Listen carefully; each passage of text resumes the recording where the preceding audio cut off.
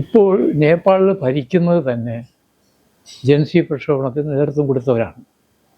അങ്ങനെ നമ്മുടെ സമീപ രാജ്യങ്ങളിലെല്ലാം തന്നെ അവിടുത്തെ ഭരണാധികാരി വർഗത്തിൻ്റെ നിഷ്ക്രിയത്വവും അഹങ്കാരവും അഴിമതിയും സഹികെട്ടിട്ടാണ് അവിടുത്തെ യുവജനങ്ങൾ രംഗത്തിറങ്ങിയത്. യുവാക്കൾക്ക് മാത്രം വിട്ടുകൊടുത്താൽ തങ്ങൾക്കുള്ള സ്ഥാനം നഷ്ടപ്പെടും എന്ന് തോന്നിയതുകൊണ്ടാണ് ഇടതുപക്ഷ പാർട്ടികൾ പോലും ആദ്യമേ ഏറ്റെടുക്കേണ്ടുന്നൊരു സമരം പിന്നീട് അവർ ഒരുമാതിരി ഈ ഓൾസോറാൻ പരിപാടി പോലെ വരികയും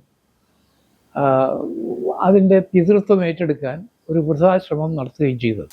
കമ്മിറ്റ്മെൻറ്റുള്ള ഒരു രാഷ്ട്രീയ നേതാവും ഇന്ന് ഇതുപോലുള്ള ഈ അധികാര സ്ഥാനത്തിരിക്കുന്നവരെ ചോദ്യം ചെയ്യാൻ ധൈര്യമായി അവരുടെ മുഖത്ത് നോക്കി ചോദ്യം ചെയ്യാൻ ധൈര്യമുള്ളവരുടെ എണ്ണം ഇന്ന് നമ്മുടെ രാഷ്ട്രീയ നേതാക്കന്മാരിൽ കുറഞ്ഞു വരികയാണ്.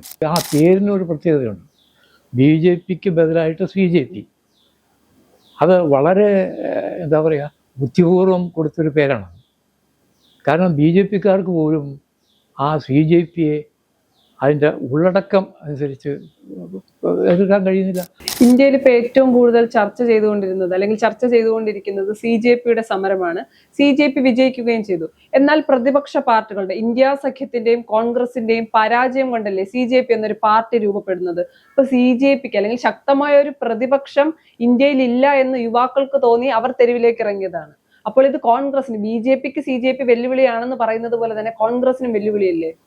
തീർച്ചയായിട്ടും. അതായത് ഇന്ത്യയിലെ മാത്രമല്ല കേരളത്തിലെയും വിദ്യാർത്ഥികളും യുവജനങ്ങളും അഭിമുഖീകരിക്കുന്ന ഏറ്റവും പ്രധാനപ്പെട്ട പ്രശ്നമായിട്ടുള്ള തൊഴിലില്ലായ്മ, 2 പണപ്പെരുപ്പവും ജീവിത ബുദ്ധിമുട്ടുകളും, അതിനെല്ലാം പുറമെ പൊതുരംഗത്ത് അഴിമതി.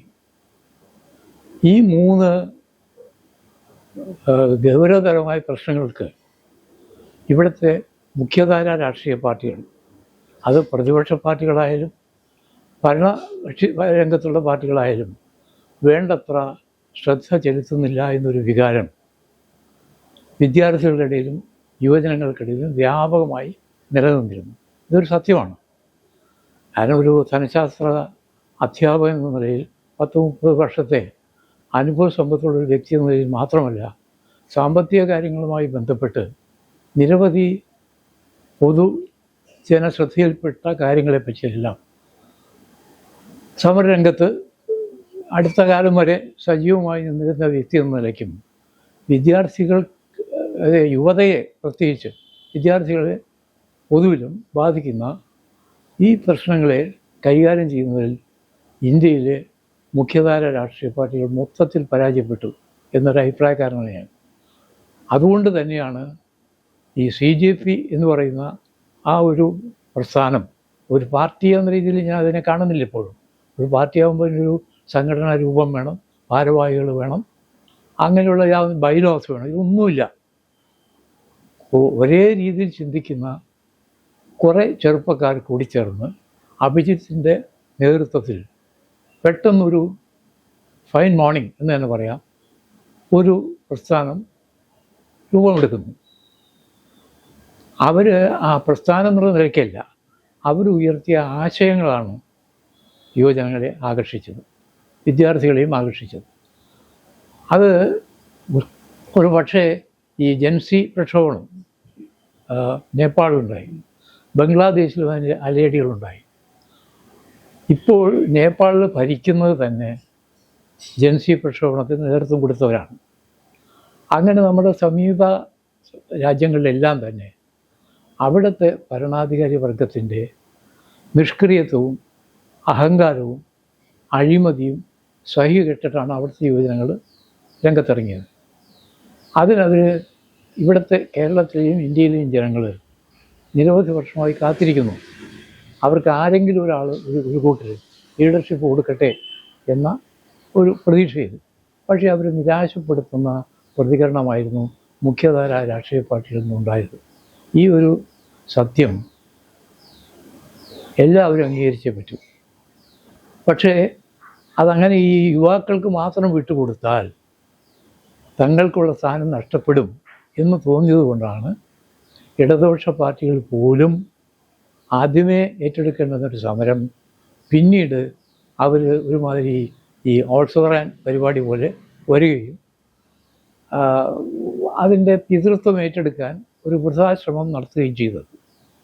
പക്ഷേ ഈ സമരം കുറച്ചുകൂടി ഒരു സംഘടിത രൂപത്തിൽ വരുമായിരുന്നു. ഇന്ത്യയിലെ ഫാഷിസ്റ്റ് ഭരണകൂടത്തെ നേരിടാൻ, ഒരു രാഷ്ട്രീയ ശക്തി എന്ന രീതിയിൽ നേരിടാൻ ഇന്നും എൻ്റെ വ്യക്തമായ അഭിപ്രായം ഇന്ത്യൻ നാഷണൽ കോൺഗ്രസ്സിന് മാത്രമേ കഴിയുമായിരുന്നുള്ളൂ.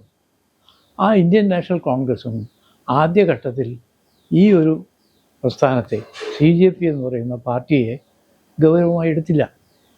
പിന്നീടാണ് മനസ്സിലായത് അവരുടെ വിജയത്തിലേക്കാണ് ക്രമേണ ബഹുജന പിന്തുണ ഒത്തുചേർന്നുകൊണ്ടെന്ന് അവർക്ക് ബോധ്യമായി.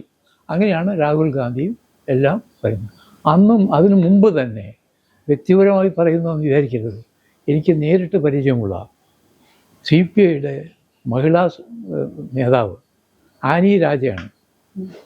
മർദ്ദൻ വരെ ഏൽക്കേണ്ടി വന്നു ആദ്യഘട്ടത്തിൽ ആ സമരരംഗത്ത് ഇറങ്ങിയപ്പോൾ. അവരൊറ്റയ്ക്കാണ് ഈ CJPയുടെ സമരരംഗത്തേക്ക് കടന്നു വന്ന ഏക രാഷ്ട്രീയ നേതാവ്. പിന്നീട് അവരുടെ കൂടെ മറ്റാളുകൾക്ക് വന്നു എന്നല്ലാതെ കമ്മിറ്റ്മെൻറ്റുള്ള ഒരു രാഷ്ട്രീയ നേതാവും ഇന്ന് ഇതുപോലുള്ള ഈ അധികാര സ്ഥാനത്തിരിക്കുന്നവരെ ചോദ്യം ചെയ്യാൻ ധൈര്യമായി, അവരുടെ മുഖത്ത് നോക്കി ചോദ്യം ചെയ്യാൻ ധൈര്യമുള്ളവരുടെ എണ്ണം ഇന്ന് നമ്മുടെ രാഷ്ട്രീയ നേതാക്കന്മാരിൽ കുറഞ്ഞു വരികയാണ്. അതിൻ്റെ ആ ഒരു ഗ്യാപ്പ്, ആ ഒരു വിടവാണ് CJPക്ക് വളരെ വിജയകരമായി അവർ പോലും പ്രതീക്ഷിക്കാത്ത വേഗതയിൽ ഫില്ല് ചെയ്യാൻ കഴിഞ്ഞത്. എന്നെ ഏറ്റവും കൂടുതൽ ആകർഷിച്ചത് കർണാടകത്തിൽ നടത്തിയ പ്രക്ഷോഭണത്തിൽ ഈ അതിൻ്റെ നേതാവ് നടത്തിയ പ്രസ്താവനയാണ്. നമ്മുടെ കൂടെ സമരത്തിന് നിന്ന ആളുകളിൽ ഇന്നിപ്പോൾ പലരെയും കാണുന്നില്ല. അവരെല്ലാം ഡോക്ടർമാരോ എഞ്ചിനീയർമാരോ ആകണമെന്ന് ആഗ്രഹിച്ചവരാണ്. ഡോക്ടർമാരാകണമെന്ന് ആഗ്രഹിച്ചവർ കേരളത്തിലെയും ഇന്ത്യയിലെയും നിരവധി രോഗികളെ ചികിത്സിച്ച് രോഗമുക്തമാക്കണം എന്ന ഒരു ദൗത്യം മുന്നിൽ കണ്ടുകൊണ്ടാണ് അവർ പഠനത്തിനായി രംഗത്തിറങ്ങിയത്. അവർ സ്വയം ജീവനൊടുക്കേണ്ടി വന്നു എന്ന ദയനീയൊരു വസ്തുത പൊതുജനങ്ങൾ മറക്കരുത് എന്ന് ആവർത്തിച്ചുള്ള ആ നേതാക്കന്മാരുടെ ആ പ്രസ്താവനയ്ക്ക് വളരെ ഫലപ്രദമായി എന്നാണ് എൻ്റെ അഭിപ്രായം. കാരണം അതാണ് അതിൻ്റെ പിന്നിലുള്ള കാതലായ ഇഷ്യൂ. ഡോക്ടർമാർ ആത്മഹത്യ ചെയ്യുന്നു, മെഡിസിന് പഠിക്കുന്നവർ ആത്മഹത്യ ചെയ്യുന്നു. എന്തുകൊണ്ട്?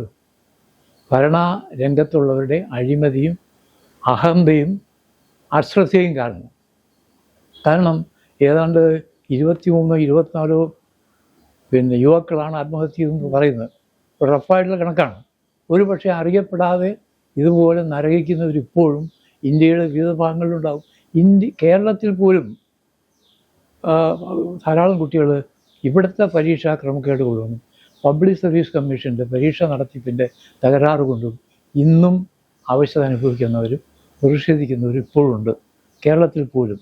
അപ്പോൾ പിന്നെ ഇന്ത്യയിലെ മറ്റു ഭാഗങ്ങളിൽ നിങ്ങൾ നോക്കണം, ഛത്തീസ്ഗഡ്, പിന്നെ മധ്യപ്രദേശ്, UP, രാജസ്ഥാൻ, ഇത്രയും സംസ്ഥാനങ്ങളിലാണ് തുടക്കത്തിൽ ഈ പ്രസ്ഥാനം കടന്നു പോകുന്നത്. ഡൽഹിയിൽ പിന്നീടാണ് വരുന്നത്. ഡൽഹിയിൽ അതിന് ജീവൻ വയ്ക്കുന്നത് ഈ നേതാവിൻ്റെ വിദേശത്തു നിന്നുള്ള വരവോടുകൂടിയാണ്. പക്ഷേ ഈ സപ്രസ്ഡ് ആയിട്ടുള്ള ജനങ്ങളുടെ വികാരം, പ്രതിഷേധം, അതിന് പെട്ടെന്നൊരു ഓപ്പൺ എക്സ്പ്രഷൻ കൊടുക്കാൻ ഈ അഭിജിത്തിൻ്റെ വരവ് വളരെയധികം സഹായിച്ചു. അങ്ങനെ ആ പ്രസ്ഥാനം ഒരു രാഷ്ട്രീയ പാർട്ടി എന്ന രൂപത്തിൽ, അതിന് ആ പേരിനൊരു പ്രത്യേകതയുണ്ട്.